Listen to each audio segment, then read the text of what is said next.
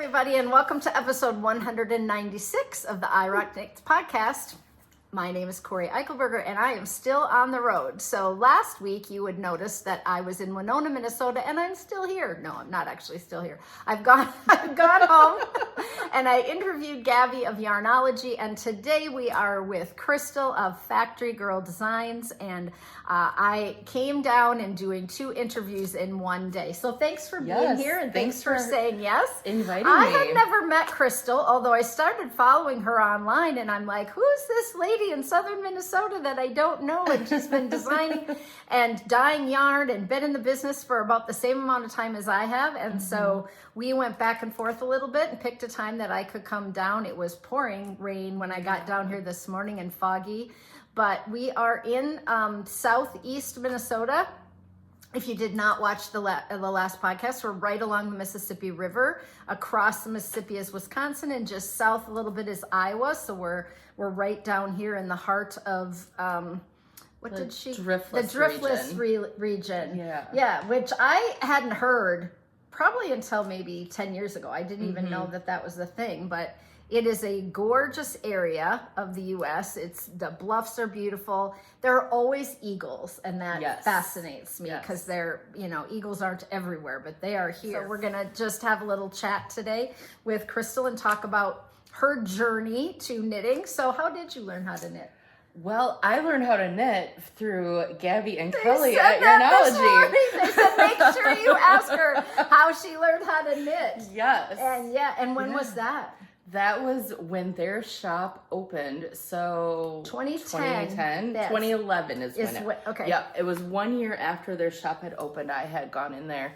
I was at a friend's house hanging out, and she was knitting, and I was like, God, I've always wanted to learn how to do that. My grandma tried to teach me, but I never quite got it down. And my grandma was left-handed, and I'm right-handed, and we just never figured it out.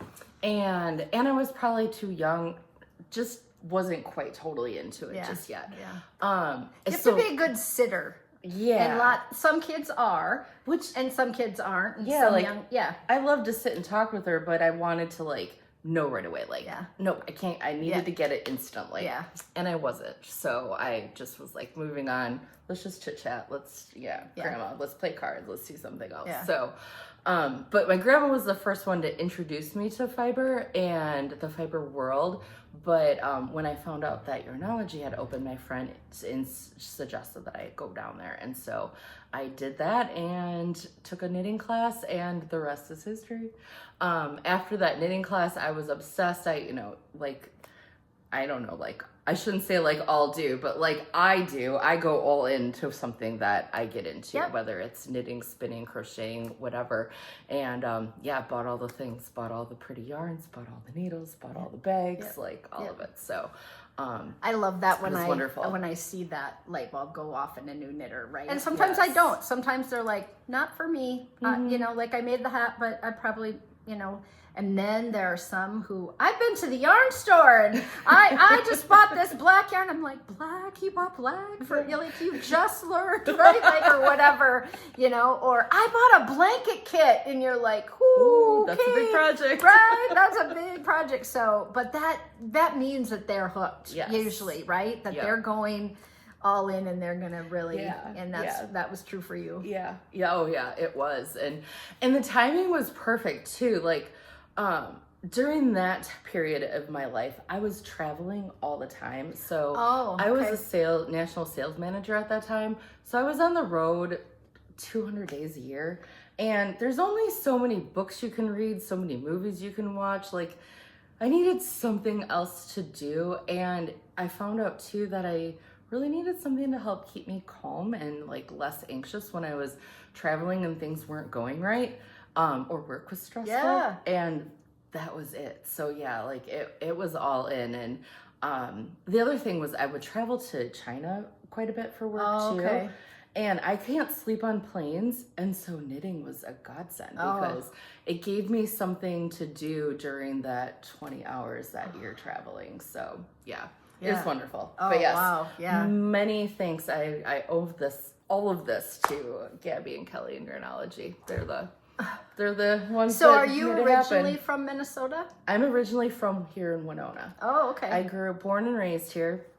And then I left town for college. I went to school in Indiana, in South Bend, Indiana at St. Mary's College. Was in all women's college and studied business there. I was in the Notre Dame marching band. And then I began a career with General Electric after I graduated in marketing and communications. And I worked with them for about 5 years all over the country in various parts of their industries. And then an opportunity came up for me to return back here to Winona and take a marketing position in my family's business. So, which we own a manufacturing business here in town.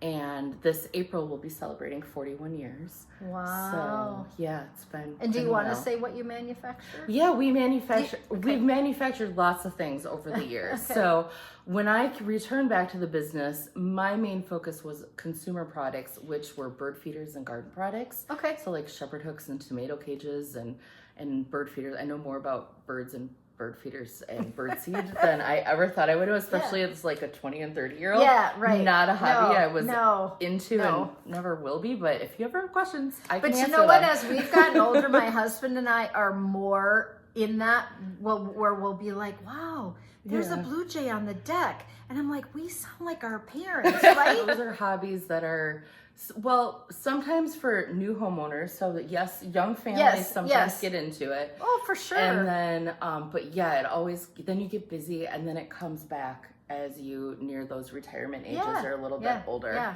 So, and those are definitely the demographics that we would sell to.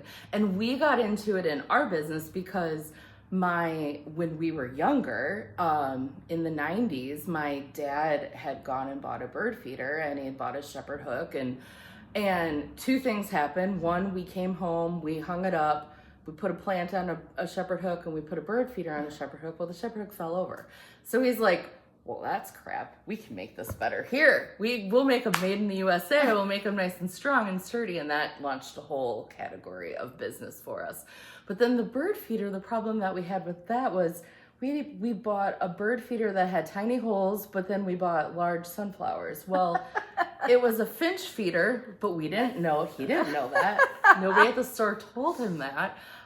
So that was our big thing with our bird feeding program, was educating people and making it as simple as possible. So it was like steps 1, 2, 3, 4, kind of making it dummy proof so that anybody can get into the hobby. Yeah. So anyways, that's a long tangent on something that... No. But no, I think that's interesting that we all have, that we all have lives before maybe the thing that we're currently doing that somebody new to you doesn't know, right? Like somebody who meets me thinks maybe I've been doing knitting and design forever, right? Yeah. Well, I was a high school English teacher for 17 years, right? And that was a big part of my life. Mm-hmm. So yeah, for sure. Yeah. So then what led you into doing your first design? What led you to that new step of, I'm going to write a pattern? Yeah.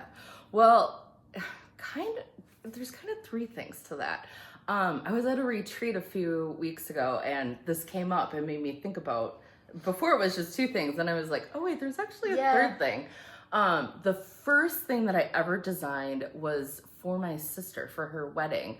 She asked for a shawl or a wrap. It was more of a wrap that she wanted, and she had a specific style and look in in mind. And that was the very first thing I ever designed. And she kind of sketched out and sent me some pictures of something. And so thanks to the amazing staff at Garnology, they helped me pull all of this together and put the finishing pieces together with a beautiful clasp and all of these things. So that was my very first thing that I ever designed. But then after that, and even leading into that, that was kind of what prompted it. And then it was like, now that I did that, you walk around, you're shopping and you see things and it's like, you know, that's kind of cool, but I would really like that if it looked like this, or had these colors in this style and, you know, did this instead. Or you took that pattern and you made it into a scarf instead of a sweater, whatever it might be. So that was phase 2 of that. And then phase 3 was I needed sweaters to fit me. I'm plus size, and when I first started knitting, there weren't as many sweater patterns that went past like an XL. Yeah. And even a 2XL was, and like 2XL is so, doesn't mean anything. No, but that's how so many people would label their patterns. It can be a 46 or it can be a 62. Right. Like, yeah. It could be anything. And so like you hit those 48 inches or 42 or 46 and it's like, that doesn't fit me. I need it to be like 50. Yes. And so I needed to learn how to modify these patterns for myself so they could fit me. And then that just led into, you know, I might as well, why don't I design my own? Then I can make it 100% like what I want for my wardrobe. And so I just started, I started doing more test knitting and just to kind of see what other designers were. How did you create a pattern? How are they managing that process? What are they putting out there? Just to learn from other designers. I do think that's a really good way to start. I thought so too. Because it's like a school. It is. Like, it is. You know, you see especially the good and the bad. Yeah. Yeah. Like, oh, I don't like the way this is written, which is fine, right? Yeah. Like there are certain ways that people write patterns that make it better for you. And and there are other people who, you know, so that I'm not disparaging. I'm just saying, you understand the way you want a pattern written, and that's the way you are going to write. But I do think, coming back to your point about plus size, that was the expectation many years ago, was that patterns were just written for a couple of sizes, and you were just expected to understand how to read directions and figure it out. It was part of your entire experience as a knitter was. And I do think it was because a lot of women sewed. Probably, right? Yes. And so they had an idea of construction. I mean, I think so many women, 1940, the 50s, probably to 60s, were really sewing a lot of their clothes. There were many fabric stores, lots of patterns. You know, we still have patterns to this day, but nothing like reigned the industry back then. Yeah. So they would print patterns in magazines that were like 2 columns long, right? And I remember getting those patterns because I was born in the 60s.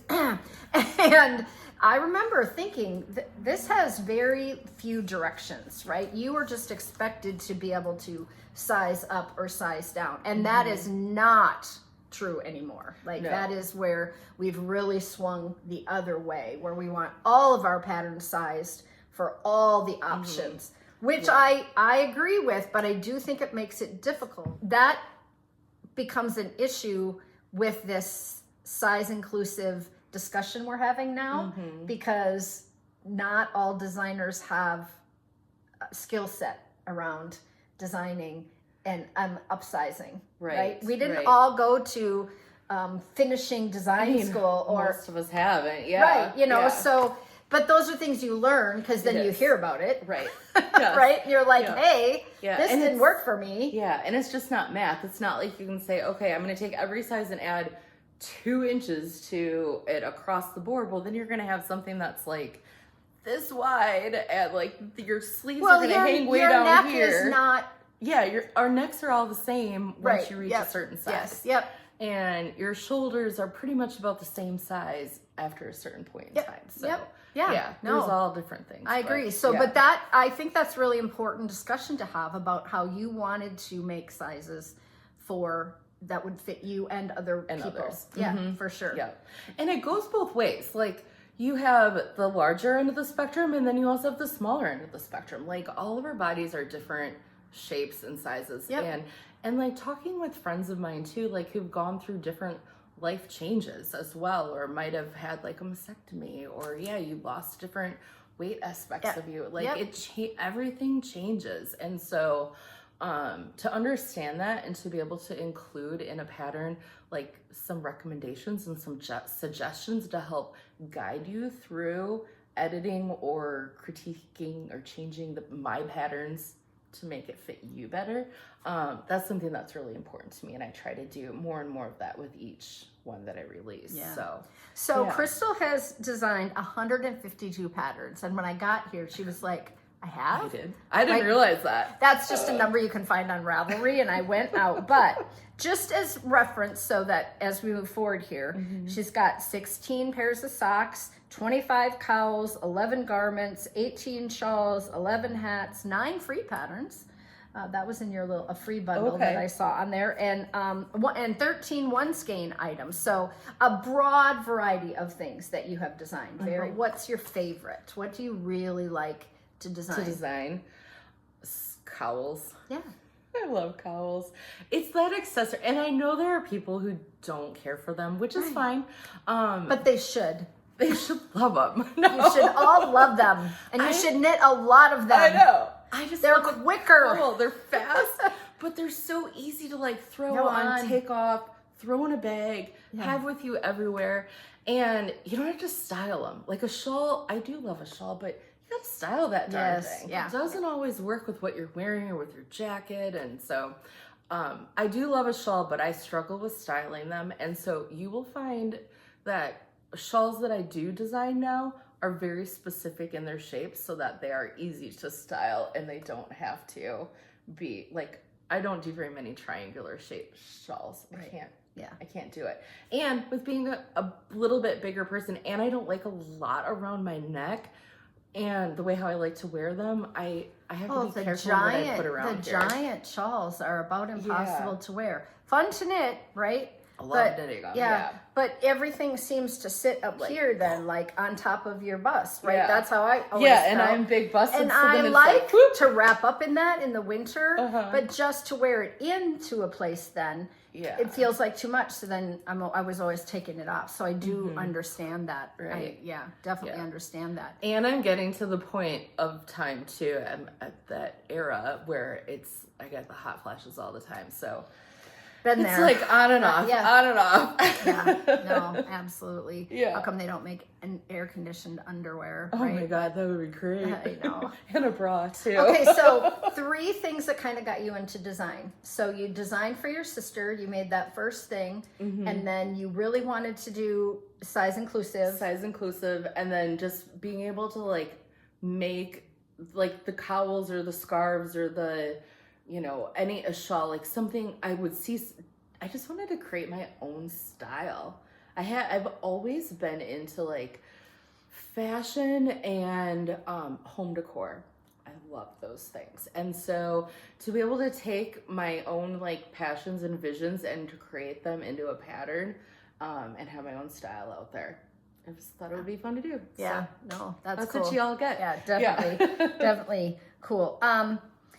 When you decided to first start designing, did you set up a website right away or just put them on Ravelry? I just had them on Ravelry. That's what I did too. Yeah, I just used Ravelry. And then what prompted the website to happen, it was always like in the back of my mind, but those things cost money. Yes. And it was like, when do you do it? When do you pull the trigger on it? And when I pulled the trigger, and I can't remember what year it was, but when Ravelry did their big change of their look from like the light and dark and the whole style thing, that I like the next day I had a website. So yeah, because the accessibility became a huge issue. Huge issue, and it still is. There is still, I still know someone in Minneapolis who cannot get on the website. And I just think it's so sad that is the case, because it's such a beautiful space to be, and it's free, right? And and I couldn't sell my patterns without it. Right. Like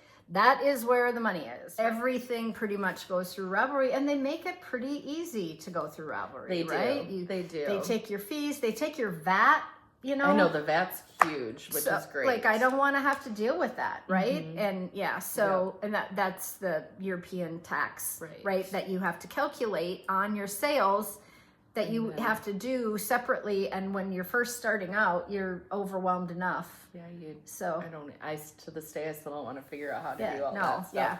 But they do all that for you. But I do offer like through my website, I always advise, and through my newsletter too, I'm always encourage people, if you want to buy it directly through me, I'm always more than happy to drop it in your Ravelry library too. Yeah. Just to offer that. Well, until you start being huge, and then you'd have to hire someone. I mean, like that would be. I know. I hope that happens Me someday. Too. Me You too, right? Yeah.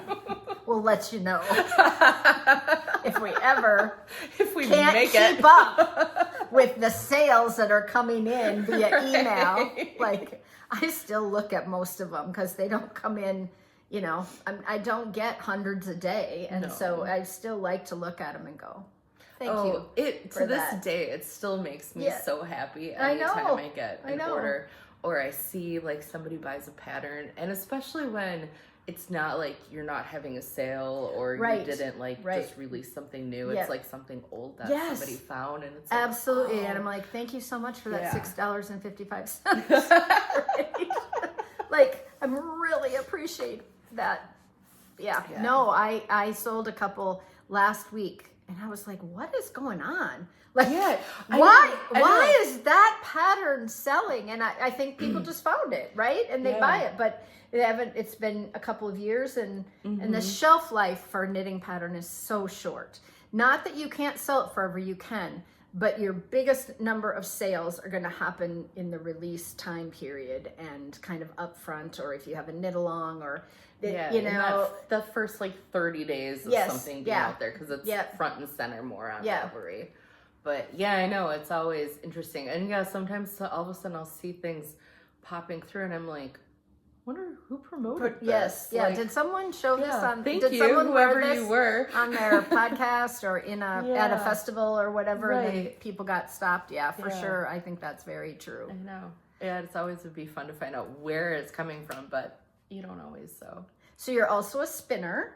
I am. I love to spin too, and actually, I just spun this the other day. Oh, wow. So it's a little chunky, this one is, but I did it really fast because I definitely wanted to get barber it done. pulled. Let's look at that really close. Isn't that fun?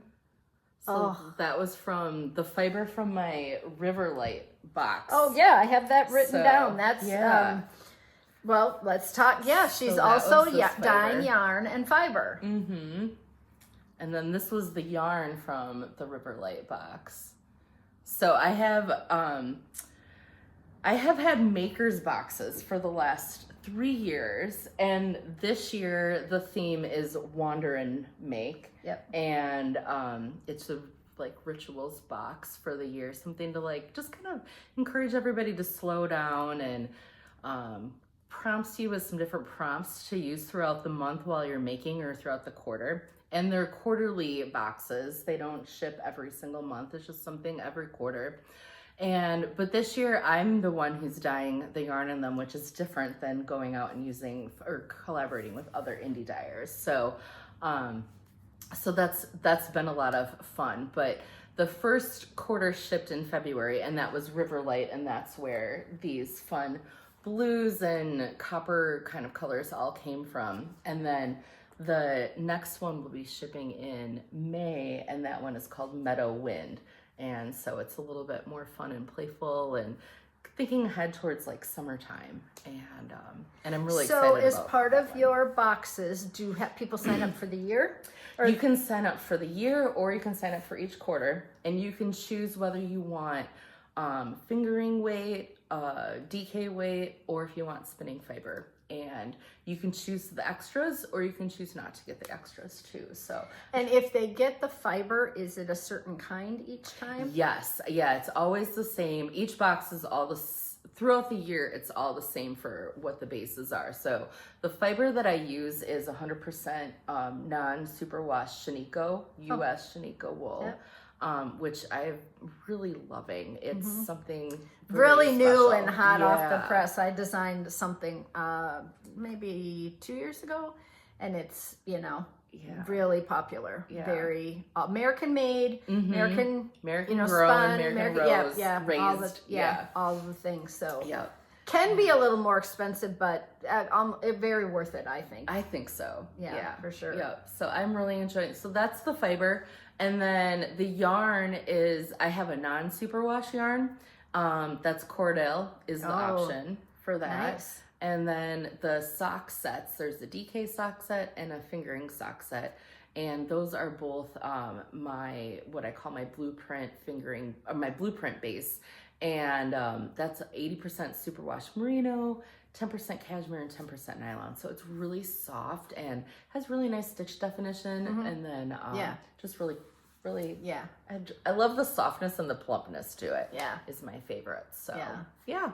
That's a nice base, MCN. Yeah, I would think for sure. So on the front page of her website, is that your picture, kind of an inspiration picture for the river? Yeah, and it says wander. Yeah, for wander and make. Yeah. Yep, so it says big. Yeah, there's 4 different inspiration photos that are out there. So yeah, if you want to check it out. Oh yeah, no, for sure. That's why we're here. Place to see it. We want to, you know, we want people to know what you're doing and who you are and that kind of thing. So, and then most of your items are sold online on your website. Yes. But you also sell to yarn stores around the country. So you do you have help with the yarn dyeing you're doing? No, I do all of that on my own. So it's very small scale, small batch, just what I can manage in the after hours. So it's something I do in the evening and on the weekend only. So that's shocking because there's a lot of yarn out there. You have a lot of yarn out there. Like I've seen it at a number of places. So it's not that small. No, it's, well, just a few shops, not too many, but yeah. Well, I've been to them then because I was like, what's she doing in Arizona? Well, come to find out her parents lived out there because I saw your stuff in Arizona and I was like, you had a trunk show at the yarn parlor because I was just in Nikki's new shop and I should have interviewed her. It was a very last minute trip. My husband didn't think he was going on this work trip. Oh, okay. And then at the last minute he was, and then he's like, well, do you want to go? I'm like, I have that ticket. I have that ticket sitting out there that we paid for that I have a year to use. And so, yes, I should go, right? Like you already have a room and everything. So it was, I think I got my ticket 4 days before we left. It just happened that I wasn't teaching that weekend. And so then I contacted my friend and she goes, well, actually, one of my friends just opened a yarn store. And then I walked in and your stuff was there. And she's like, yeah, she came down. And I'm like, that's a small world. Like I'd already talked to you. I have not met you and I live in Minnesota and I go there and you've been there and she already knows you, right? And I was like, okay, not that I know everyone, but you'd think we haven't run into each other somewhere, have we? Like prior to this? Because I don't think I've met you. In Yarnology, but we didn't really talk to each other. No, right. You were there presenting to us. That would have been. But not prior to that. And I was at Nikki's shop over Thanksgiving. I had a little trunk show down there. So I know, because and there was a lot. She had quite a bit of your yarn, so you're busy then. I am very busy, busier than I probably should be, but I like being busy. Like I'm one of those people that I have to constantly I love working. I love working, whether it's working in my manufacturing business or it's working for my knitting, my fiber business. Like I love both things so much and they're just both passions of mine and I love doing them. And it's just, and I love doing a lot of other things too. Like I love spinning. I love woodworking. My dad, we're a very crafty family. We grew up doing a lot of things with our hands over the years. So okay, let's talk about some designs. Let's talk about what you're wearing. So today I'm wearing my design called Pinnacle, and this I had designed in collaboration with the Fiber Co., which I'm really sad is not going to be around very much longer. But I'm going to redesign this in some of my own yarn in a base like very similar to this. This was done in their, I think it was Ciro, I think was the base. Ciro. And so, but this is a brioche piece, and which I know brioche can be very scary to people, but I love brioche, and it's just it's fun. Oh, I love this piece. This is Hazel. That is and awesome. Then, I love that green. I know. Oh, it's showing up way darker. It's acidy, a little bit, dirty green. It's that lovely muddy. Oh, it's awesome. Yeah. This one was done in collaboration with the Plucky Knitter, and This is half brioche. So you brioche on one row and then you knit and purl on the other row. So it's a little, not quite as scary for some people, but truly brioche is not that hard. Once you get the hang of it, it's pretty easy. But this is one of my favorite pieces to wear almost year round because you can just layer it under a blazer or a jacket.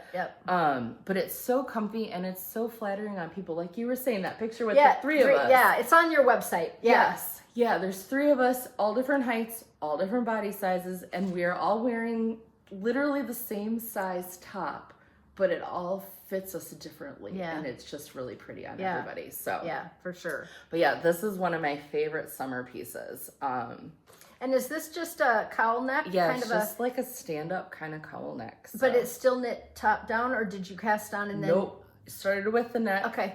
And then you just go into the raglan detail. Okay. Mm-hmm. And then does it have yarn overs or increases? Yeah, these are the brioche yarn over increases. Yeah. Okay. Yep. Yeah. God, I haven't made this. This was a long time. This was actually, was this my first or second? This was my second garment I ever designed. So that just means that it stands the test of time. Like I literally asked Gabby this morning, what is one of your favorite knits of all time that is very special, or that you can go back to and say that, you know, that, you know, you're proud of, or something that you take out even years later because it doesn't feel old or out of date. So that means a lot, I think, about that you're still wearing it. Rhinebeck sweater that I designed last year. And this is called Willow Breeze. And it has this fun little cable detail where you drop your stitches next to it. And I should have grabbed, there's a cowl that goes with this too. Because I knew a lot of people might not have time to knit a whole sweater for Rhinebeck, so I wanted to also offer a cowl option too. But you could wear the cowl with the sweater, right? If they matched. Yes. Yeah, if you see the pictures on my website, Willow Breeze. This is one, I wear this a lot. And what yarn is this? Well, this one was my second sample. This one was made out of Fiberco too, because I had it in my stash. I had a lot of Fiberco in my stash, and thankfully I've used it all up now. But this was in Cumbria. And then, but the original sample was done in magpie fibers. In nest worsted. So any worsted weight would be beautiful. So this was one of my favorite cowls. It's very bright and wild. But this is Static Freeze. And it's a great. That's Cori colors. It is, isn't it? Yeah. But this is great. Like, this is a great stash buster. I used some green Letter Day yarn that I had in my stash, but you could use a skein of fingering for each stripe if you wanted to. I've just found that green Letter Day recently, which was not on my radar. I'd seen it, but I just purchased a lot recently, and because her palette on what she offers is really interesting. I have not seen, well, I'm sure but she'll have the whole palette of purples or the whole palette of pinks, or you can pre-order all these colorways all at once, and it's just really visual, and there was just a depth of color to some of it. I haven't cast on that sweater, but I was copying someone else's colors for a striped sweater, and I wanted the similar colors to what they had, right? I was like, well, you can go through your stash, which I did, but I didn't have a lot. And so then I went over there and I was like, okay, I'm going to buy this. Oh, just buy them all. Right. And then a stripe that has a bunch of, that meant I had to buy quite a bit. But that's fun. Now that I'm getting her newsletters regularly and opening them, because sometimes you just can't open every single one you get.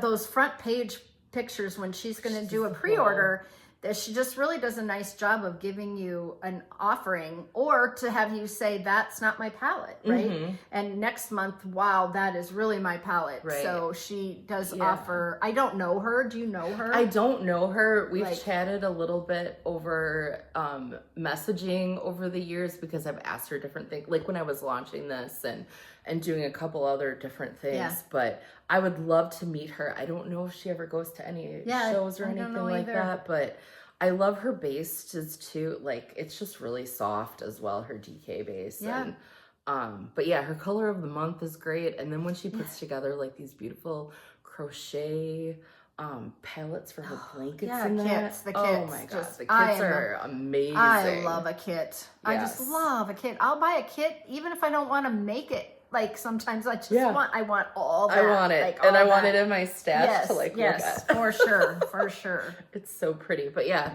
So Static Freeze. And this is Golden Hour. This was 2 years ago. This was the pattern for the Holiday Makers box. And it's just kind of a circular pattern, but it uses a full skein with 3 minis. And just very lightweight. And just a nice little fingering. Yeah. Oh, it's really pretty. So that was just a fun little pattern to do. And so this is this type of shawl that I like because I can just wrap it around and just kind of zhuzh it, and it's like simple and easy to wear. Yep. And not long too and much. narrow. Yep. Long and narrow. And then the last thing I pulled, I thought this would be fun to share with people because I know many of us buy Advents and we may not know what to do with them and we may not have a plan.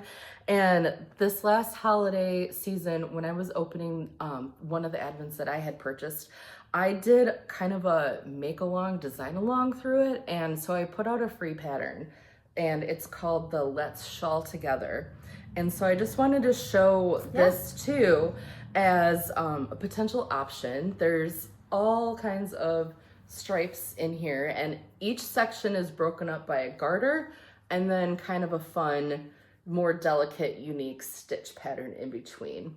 And it's a free pattern, so if you're looking for something to do with your minis, are they all different, or do they repeat halfway through? They repeat at the very end. Oh, okay, yeah. Yep, not until the very end because I had gotten to the point where I was like, I gotta finish this. Yeah. Oh my gosh, that's really fun. Really fun. The stitch patterns, the textures are really nice. Yeah. So what's your favorite thing to knit?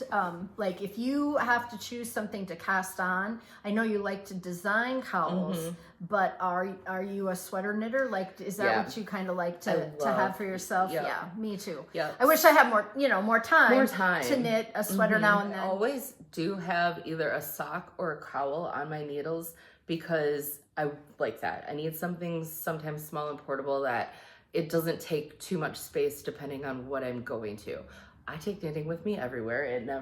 It's never in my car. It's never in a bag with me.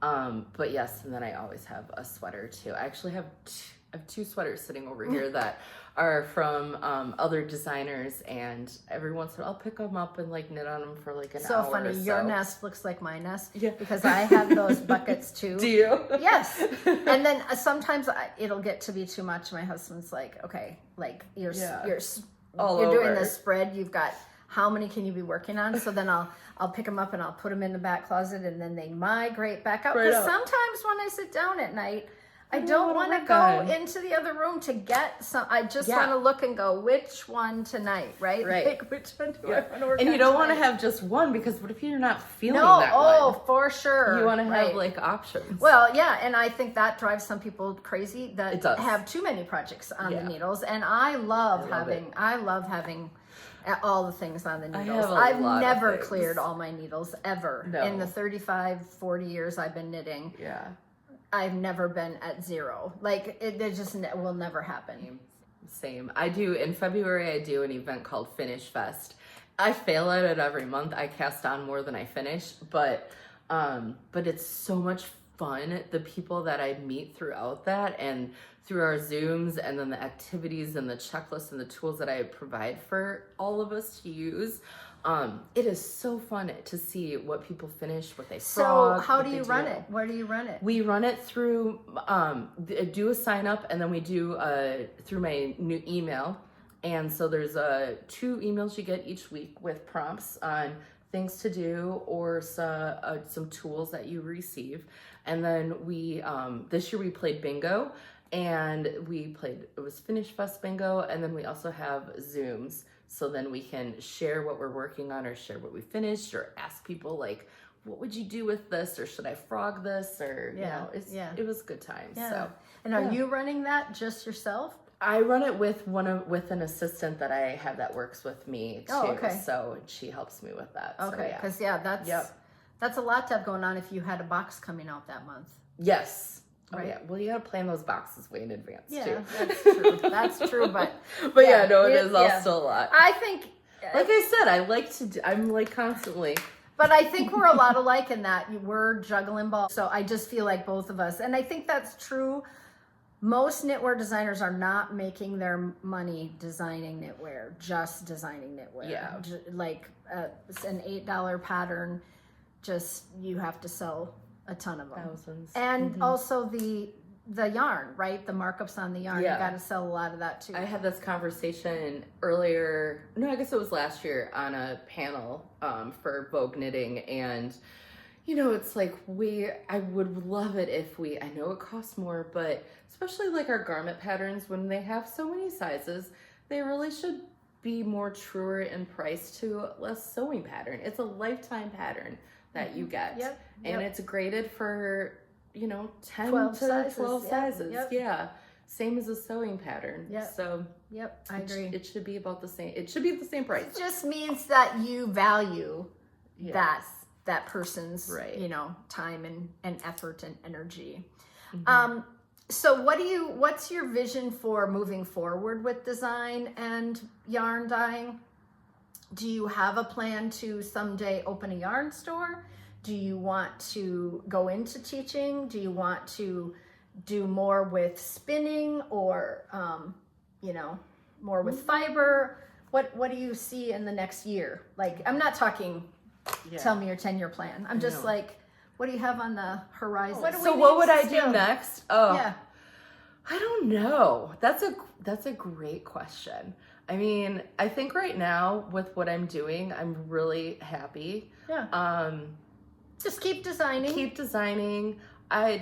Could see myself maybe working on a book or two possibly. Yeah. I think that would be great fun. Yeah. And then continue dyeing. I mean, maybe down the road when I move out of the area, like when we hit retirement period, then I could probably see myself like maybe a yarn shop or like a small community space or something like a gathering space. Yeah. Or a studio, like just a dye studio. Where we can gather and all that. But Where do you dye now? I dye here in my home. Oh, okay. Okay. Yeah. Well, that's where a lot of people dye. That's where you got to start. Yeah. No. Yeah. And then if it continues to grow, then I'll find a space. To rent or lease and move it out there. So No, I've known a lot of dyers who've dyed long term in there in a space and wherever they are. Yeah. And it works for right now. And I have a system down, so I got my whole system where I can like go through my batches and get my, sweater quantities done and all of that. So so it works well, but that's cool. Yeah, well, this has been lovely. Thank you for your time today. Oh my gosh. Thank you for letting me like, hey, you don't really know me. We haven't really met, but we kind of are in the same business. Yeah. Hey. And you're like, sure, come to my house. And I was like, and I do that too. Like I have people come and record in my house because, that's easy, but I do appreciate it. And we had a nice chat before we started recording about, what it's like to be in the design industry and the different pieces of that. And so we found some connections through that as well. But I didn't know that you had this other manufacturing company. And that was interesting for us to learn about too, I think. That's my main thing. And that's the priority. Like that's what I have an amazing team of employees, and some of them have been with us for over 30 years, and so that's a business background. Like you had some business background, right, around or some business experience all of that you got over time, right? Whereas when I got in the first couple years, I wasn't keeping receipts and taxes and whatever, like for everything. Like I just didn't even know. My husband's like, well, of course you have to be.